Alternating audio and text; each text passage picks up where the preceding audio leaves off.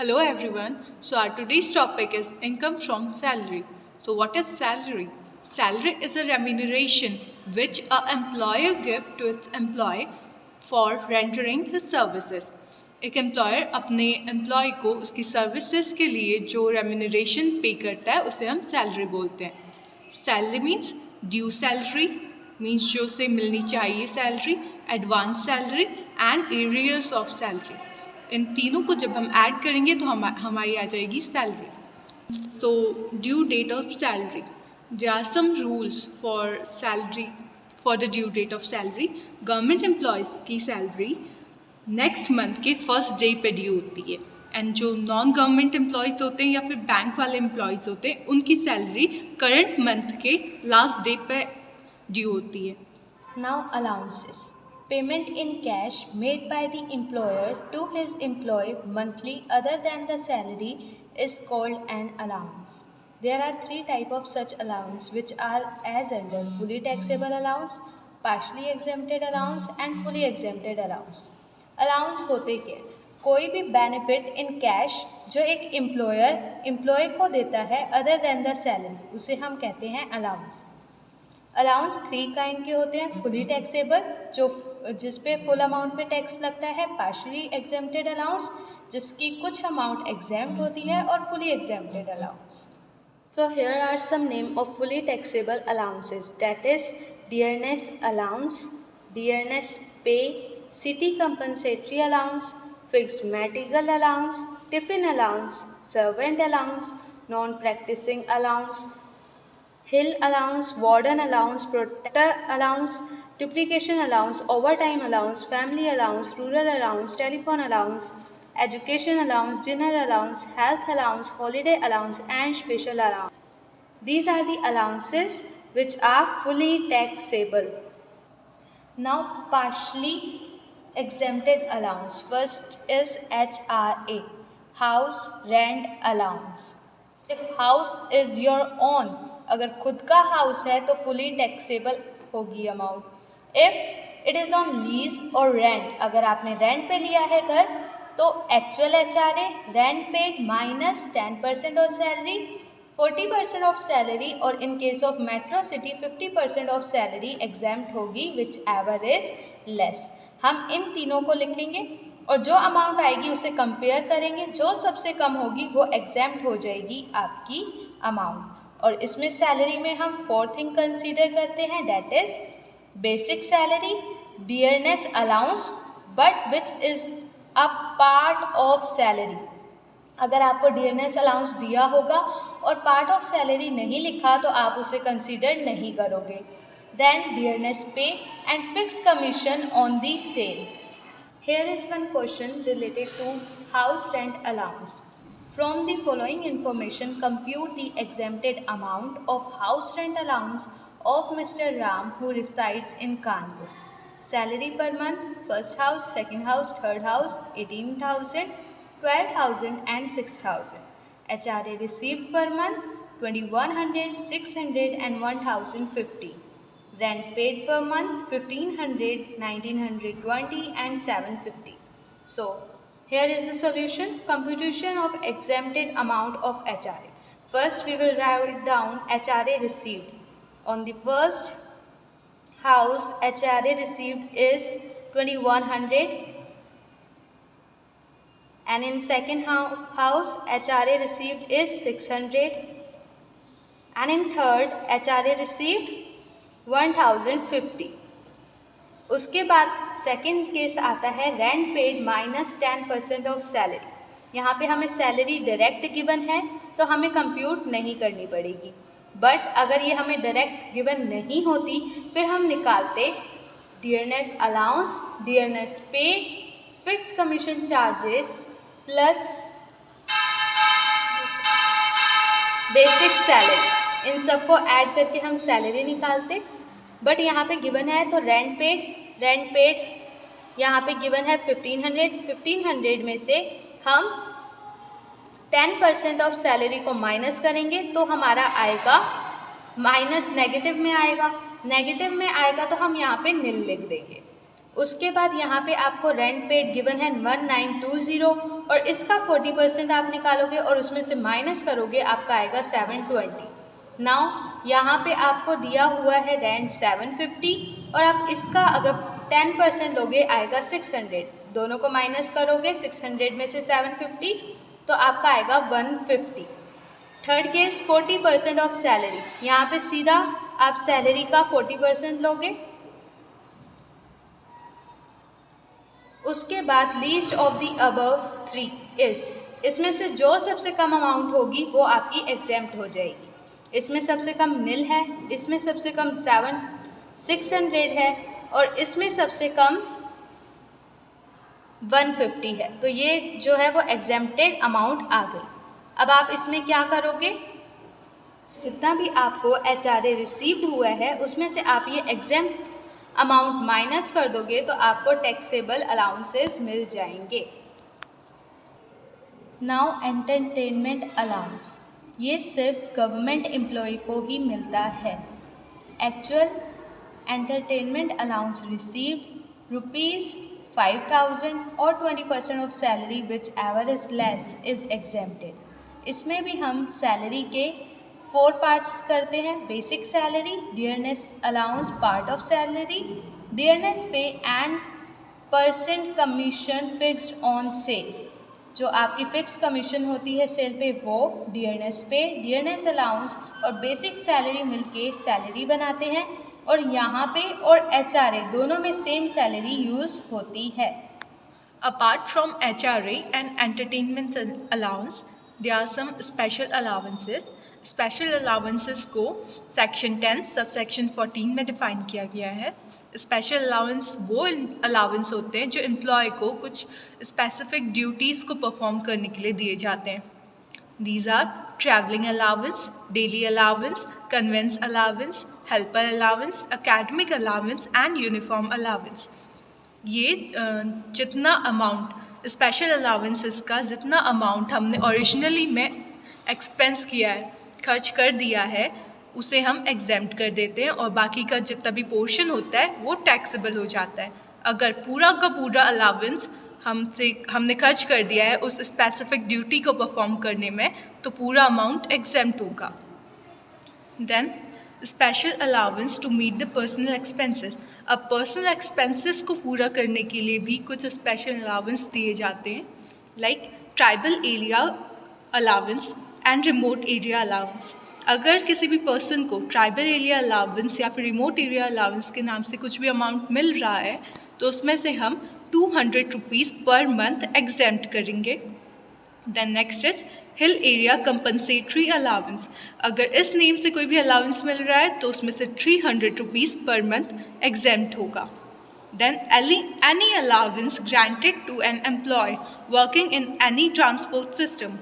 अगर कोई भी पर्सन ट्रांसपोर्ट सिस्टम में वर्क कर रहा है और उसे कोई भी अलाउंस दिया जा रहा है तो उस अलाउंस का 70% या फिर 10,000 रुपीज़ पर मंथ, इन दोनों में से जो भी अमाउंट कम होगा उसे हम एग्जेम्प्ट करेंगे। Then next is children educational allowance. अगर किसी भी पर्सन को चिल्ड्रन एजुकेशनल अलाउंस मिल रहा है तो उसे 100 rupees per month per child, 100 rupees per month per child exempt होगा। बट ये सिर्फ टू ही चिल्ड्रंस के लिए। अगर किसी पर्सन के 3 चिल्ड्रंस है तो हम ये अलाउंस सिर्फ 2 बच्चों के लिए ही एग्जेम्प्ट करेंगे, थर्ड वाले के लिए नहीं। Then next is children hostel allowance. तो हमें जितना भी हॉस्टल अलाउंस मिलता है चिल्ड्रंस के लिए उसमें से 300 rupees per month per child for 2 childrens maximum exempt होगा। Then next is transport allowance. अगर किसी ब्लाइंड पर्सन को ट्रांसपोर्ट अलाउंस दिया जाता है, this is only for blind person, okay.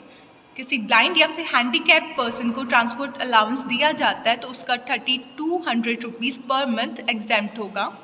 Then underground allowance. ये अलाउंस जो पर्सन्स माइंस वगैरह पे काम करते हैं अंडरग्राउंड उन्हें दिया जाता है तो इसमें से 800 रुपीज़ पर मंथ एग्जेम्प्ट होगा, okay. Then next is fully exempted allowance. Fully exempted allowance वो अलाउंस होते हैं जो कम्प्लीटली एग्जाम्प्ट होते हैं, जिन्हें इनकम टैक्स कैलकुलेट करते टाइम लेते ही नहीं है, इन्हें इग्नोर कर दिया जाता है। First is foreign allowance. अगर किसी गवर्नमेंट एम्प्लॉय को कोई भी इंडियन सिटीजन अगर आउटसाइड द कंट्री कोई भी सर्विसेज रेंडर करता है और उसे गवर्नमेंट कुछ अमाउंट देती है फॉरेन अलाउंस के नेम से, तो उसे वो फुली एग्जेम्प्टेड अलाउंस का पार्ट होता है। ये allowance overseas allowance, children educational allowance, car allowance, entertainment allowance and other allowance, इनमें से कोई भी अलाउंस हो सकता है वो। Then next is sumptuary allowance. ये allowance high court and supreme court के जजेस को दिया जाता है and it is completely exempted. Then next is allowance from UNO. अगर यूनाइटेड नेशन ऑफ ऑर्गेनाइजेशन कोई भी अलाउंस प्रोवाइड कराती है then it is fully exempted. Then per diem allowance. Per diem allowance किसी भी एम्प्लॉय को होटल, बोर्डिंग या फिर लॉजिंग की फैसिलिटी के लिए दिया जाता है and it is fully exempted. So now here is perquisites. The term perquisite means any benefit attached to office or position in addition to salary or wages. कोई भी बेनिफिट जो आपको अदर देन सैलरी मिलते हैं उन्हें perquisites कहते हैं। But income tax में इनकम मीनिंग लिमिटेड है नॉन कैश बेनिफिट से, means it may be give in kind, जो other than cash as a kind आपको एम्प्लॉयर देता है। हम फर्स्ट परक्यूसाइट्स में पढ़ेंगे रेंट फ्री एकोमोडेशन, उसका other name rent free house भी है। इसे हम क्लासीफाई करते हैं government employ and non government employ में। अगर आप गवर्नमेंट एम्प्लॉय हो तो आपको जो हाउस मिला है वो अनफर्निश्ड है या फर्निश्ड है। अगर आप नॉन गवर्नमेंट हो तो जो आपको हाउस एम्प्लॉयर ने दिया है रहने के लिए वो अनफर्निश्ड है या फर्निश्ड है। अब हम इसे कैलकुलेट कैसे करते हैं वो जानेंगे। Valuation of rent free house in case of government employee. In case of unfurnished house, अगर आप गवर्नमेंट एम्प्लॉय हो और आपका घर अनफर्निश्ड है तो उसमें क्या वैल्यू है जो ऐड होगी, इसमें ये पता चलता है। इसमें ये पता चलता है कि क्या वैल्यू एग्जैक्ट इनकम टैक्स में कैलकुलेट होगी। Like in case of unfurnished house as per government rule, ये आपको क्वेश्चन में गिवन होगा एज पर गवर्नमेंट रूल उसकी वैल्यू कितनी है, less any amount paid by the employee. अगर एम्प्लॉय ने कोई भी अमाउंट पे करा है उसे हम लेस कर देंगे तो हमारा आ जाएगा रेंट फ्री हाउस और rent free accommodation. Case of furnished house, furnished house में भी सेम ही रहेगा, बट फर्निश्ड है मीन्स फर्नीचर है तो ऐड हो जाएगी 10% ऑफ फुल कॉस्ट, रेंट या कोई भी आपने एसी या कोई भी फैसिलिटी यूज़ कर रहे हो उसका depth, less any amount paid by the employee. अगर एम्प्लॉय ने कोई भी अमाउंट पहले ही पे कर दिया है तो वो लेस हो जाएगी और आपकी अमाउंट आ जाएगी। Now valuation of rent free house in case of non government employee. अगर एम्प्लॉय नॉन गवर्नमेंट ऑर्गेनाइजेशन में वर्क करता है तो हम उसका रेंट फ्री परक्यूसाइट को कैसे कैलकुलेट करेंगे। इन केस ऑफ अनफर्निश्ड हाउस, घर अनफर्निश्ड है, house owned by the employer, house का ओनर जो है वो एम्प्लॉयर ही है, तो अगर पॉपुलेशन की इंफॉर्मेशन गिवन होगी तो हम क्या करेंगे। Cities having population more than 25 lakh as per 2001 census, मतलब जब भी पॉपुलेशन 25 लाख से ज़्यादा होगी तो हम 15% ऑफ सैलरी लेंगे। अगर हमारी पॉपुलेशन 25 लाख से 10 लाख के बीच में है तो हम 10% ऑफ सैलरी लेंगे, बट इफ़ पॉपुलेशन जो है वो 10 लाख से कम है तो हम 7.5% ऑफ सैलरी लेंगे। बट अगर पॉपुलेशन गिवन नहीं है तो हम डायरेक्टली 50% ऑफ सैलरी लेंगे। अब क्वेश्चन आएगा हमारे माइंड में कि यहाँ पे सैलरी में क्या क्या इंक्लूड होगा। So salary include basic salary, dearness pay, dearness allowance part of salary, commission, bonus and all taxable allowances. In short perquisites में हम सैलरी में 6 थिंग्स लेते हैं और जब हमें अलाउंसेस निकालने होते हैं तो हम 4 पार्ट ऑफ सैलरी लेते हैं। अभी हमने रूल पढ़ा कि अगर घर एम्प्लॉयर का है तो क्या करेंगे। अगर हाउस टेकन ऑन लीज और रेंट, एम्प्लॉयर ने लीज या रेंट पे लेके आपको दिया है, तो हम क्या करेंगे, 15% ऑफ सैलरी और rent paid whichever is less, वो अमाउंट हमारी इंक्लूड हो जाएगी इनकम टैक्स में। Now value of furnished house, अगर फर्निश्ड हाउस है तो वैल्यू ऑफ अनफर्निश्ड हाउस, जो आपकी अनफर्निश्ड हाउस से वैल्यू आई है, एट 10% ऑफ फर्नीचर और rent less any amount paid by the employee, अगर एम्प्लॉय ने कोई भी अमाउंट पे करी है उसे डिडक्ट कर देंगे और जो अमाउंट आएगी वो हम इनकम टैक्स में लिख देंगे। Another perquisite is accommodation provided in a hotel, अगर आपको एम्प्लॉयर ने होटल में रहने के लिए प्रोवाइड करा है पर्क्यूसाइट्स, तो उसमें क्या होगा, अगर आपने 15 डेज से कम वहाँ पे रुके हैं या 15 डेज रुके हैं तो आपकी वैल्यू नील मानी जाएगी।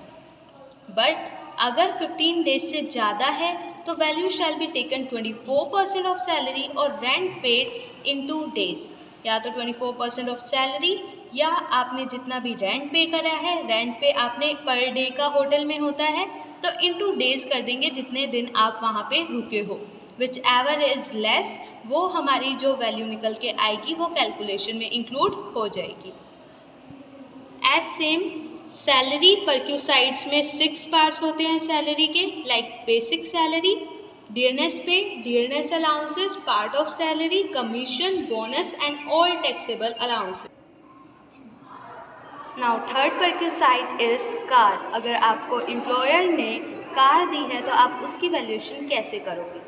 कार ओन्ड और हायर्ड बाय द एम्प्लॉयर, अगर कार एम्प्लॉयर की है, use of car only for office purpose, आप सिर्फ ऑफिस पर्पस के लिए ही कार का यूज़ करते हो तो वैल्यू ऑफ कार इज़ निल, फिर कुछ भी टैक्सेबल नहीं होगा क्योंकि आप ऑफिस पर्पस के लिए कार का यूज़ कर रहे हो।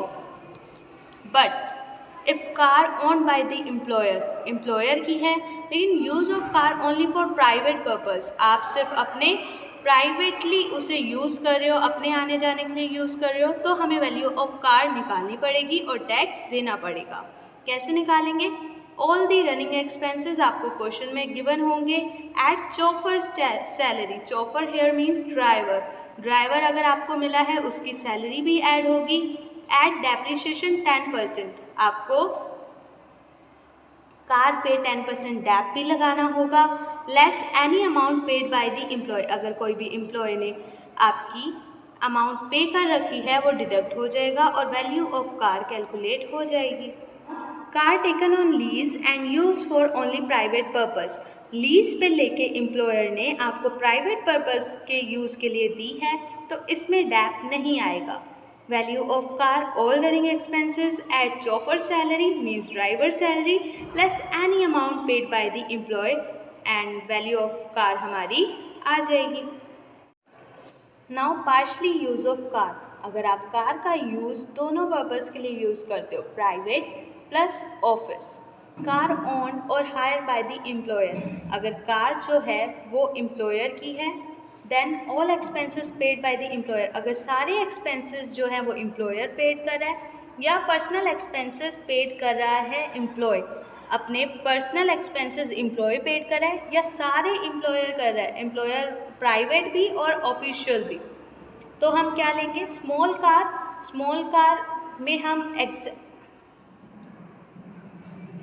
कार में हम वैल्यू लेते हैं 1800 per month and big car में हम लेते हैं value ₹2400 per month.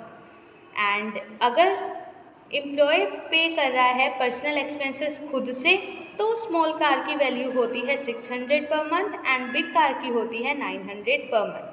And in दोनों ही केसेस में ड्राइवर सैलरी होगी 900 per month. Now fifth case, employer uses more than one car for the private purpose, वो प्राइवेट पर्पस के लिए एम्प्लॉय जो है वो ऑफिशियल और प्राइवेट पर्पस के लिए एक से ज़्यादा कार यूज़ कर रहा है तो क्या होगा, देन फर्स्ट कार में रूल लगेगा पार्शली यूज़ वाला, like one car same as partially हम यूज़ करेंगे, लाइक स्मॉल कार में 1800 पर मंथ, बिग कार में 2400 पर मंथ। बट अगर पर्सनल एक्सपेंसेस एम्प्लॉय खुद पे कर रहा है तो स्मॉल कार में 600 per month and big car में 900 पर मंथ। बट फर्स्ट कार में तो ये वाला रूल लग जाएगा, सेकंड कार में हमारा रूल लगेगा all running expenses plus driver salary plus डैप 10% less any amount paid by the employ.